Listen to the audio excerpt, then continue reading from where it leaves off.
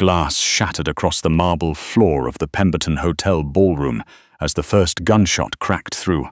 Here comes the bride. And Sienna Marlowe stared at the blood blooming across the lapel of the man she'd just promised to love forever. He wasn't a violin teacher, and she wasn't who she'd spent her whole life believing she was. Boston in February was a city of grey slush and tired eyes, and the practice rooms at the New England Conservatory smelled like rosin and radiator heat. Sienna Marlowe had been playing cello since she was 6 years old, in a room above her mother's bakery in Somerville.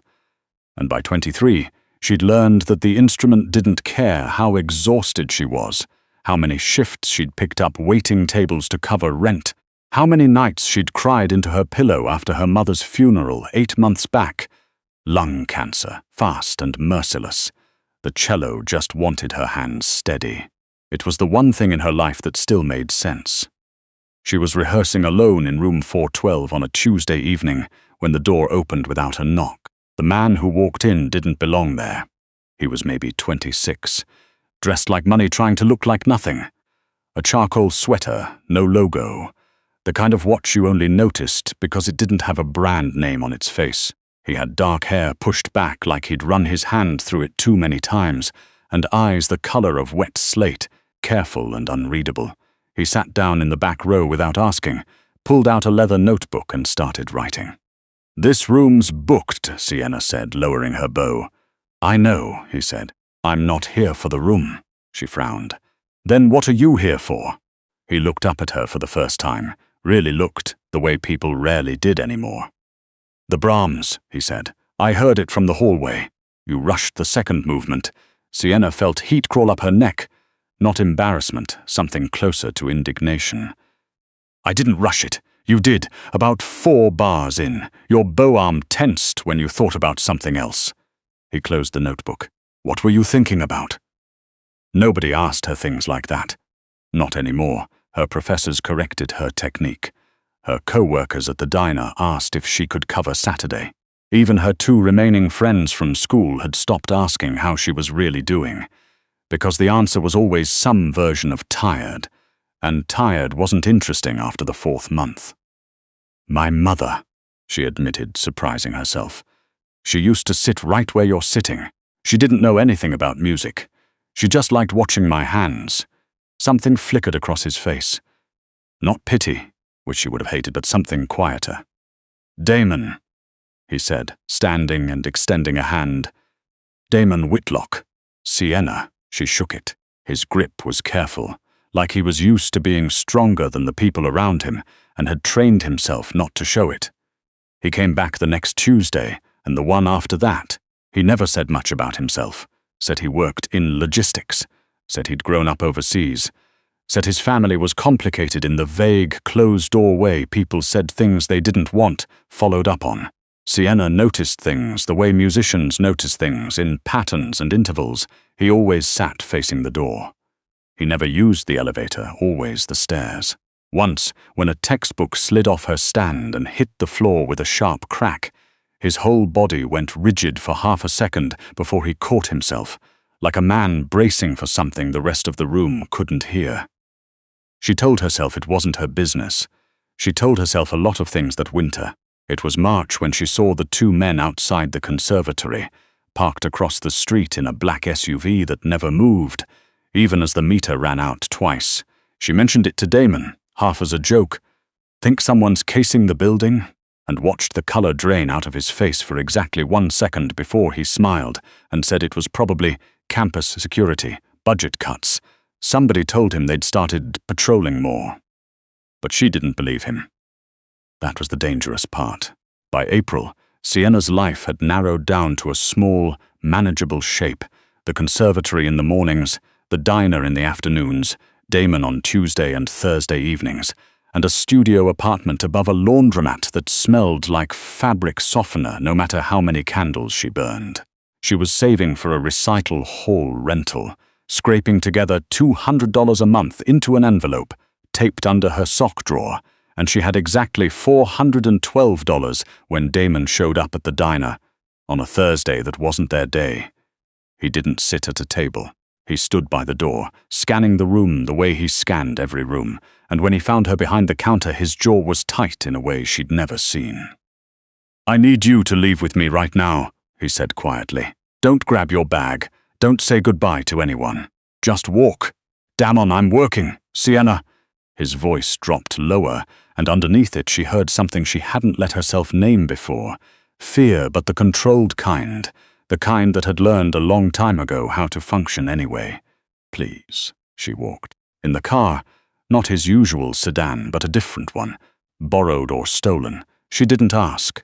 He told her in clipped, economical sentences that his name wasn't really Whitlock, that his father ran something called the Calloway organization out of the South End, that the men in the black SUV worked for a rival named Anton Drago, who had spent 6 months trying to find out who Damon Calloway was seeing, because the surest way to hurt a man like Damon's father was to take something he hadn't even known to protect yet.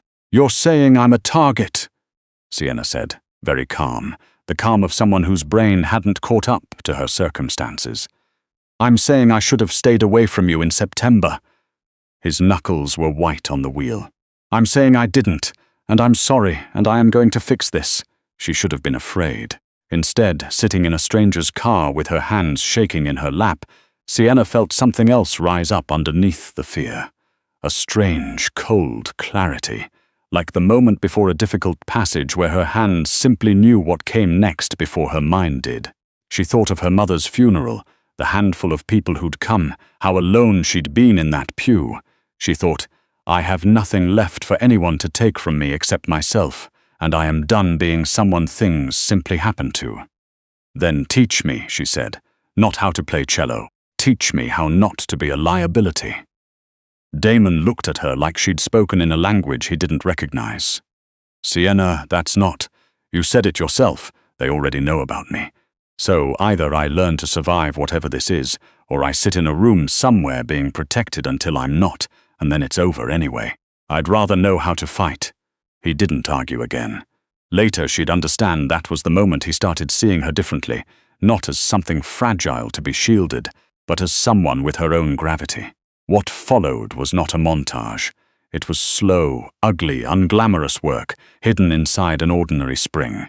She kept her shifts at the diner because Damon's father, Russell Calloway, a broad-shouldered man with silver hair and eyes like a held breath, said normalcy was its own kind of armor. But 3 mornings a week before the diner opened, she met a quiet woman named Priya in the back room of a shuttered gym in Dorchester, and learned how to read a room for exits, how to break a wrist grip, how to fall without breaking anything that mattered. Her hands, which knew Brahms and Bach, learned new vocabularies, how to disarm, how to disappear into a crowd, how to read a man's shoulders before he moved. She was good at it, frighteningly good. Priya said once almost to herself, "You move like you've been waiting your whole life to be told it was allowed." Sienna didn't have an answer for that, but some nights, practicing alone, she felt something settle into place that the cello had never quite reached. Not because the music didn't matter, but because for 23 years she'd been so careful, so quiet, so determined not to be a burden, that she'd forgotten what it felt like to take up space. In June, Anton Drago made his move. It happened at Russell Calloway's youngest niece's wedding, of all places a gleaming reception at the Pemberton Hotel, meant to be neutral ground, a temporary truce so 2 warring families could pretend at civility for one afternoon.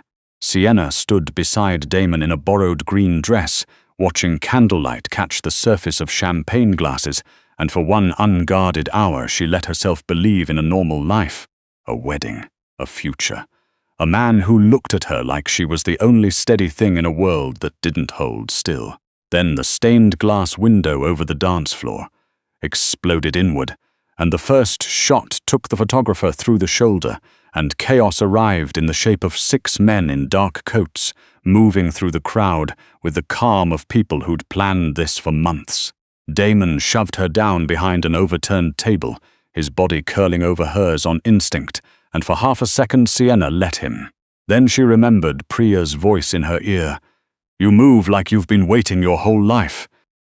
And she rolled out from under him, found the letter opener someone's gift table had left on a linen runner, and did not think about it as a weapon until it already was one.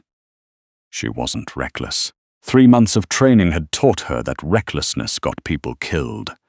She moved low behind cover, watching the geometry of the room the way she used to watch a score, counting beats, anticipating the next measure. She got 2 terrified bridesmaids behind the bar. She found the fire alarm and pulled it, and in the screech and scramble that followed, she watched one of Drago's men lose his footing in the crowd, and Damon was there before she even finished the thought, taking him down hard. It was Russell Calloway, bleeding from a graze along his ribs but very much alive, who finally got a clean shot at Anton Drago across the chaos of the ballroom, and the man went down by the overturned ice sculpture, and somewhere outside sirens were already screaming toward the building. In the wreck of white linen and broken glass, Damon found her crouched beside the bar, breathing hard, her green dress torn at the hem, her hands, her cellist's hands, perfectly steady. "You're not afraid," he said, like it was only just occurring to him. "I am," Sienna said. "I just decided fear doesn't get to drive anymore." 3 weeks later, in a quieter room than any wedding venue, with no audience but Damon and a justice of the peace and Russell Calloway standing in for the family she no longer had, Sienna Marlowe became Sienna Calloway, and nobody shattered any windows, and nobody had to. She still plays cello on Tuesday evenings in a converted study at the Calloway house that smells like cedar instead of rosin, and Damon still sits in the back, still says she rushes the second movement when her mind wanders, and she still tells him every time that she didn't. But some nights, after he's gone, she sits very still with the bow resting against the strings and thinks about the girl who walked into that diner $412 from a recital hall, who thought the worst thing life could do to her had already happened. That girl hadn't known yet what she was capable of. Sienna does now, and when she finally draws the bow across the strings, the sound that comes out is steadier than it has ever been.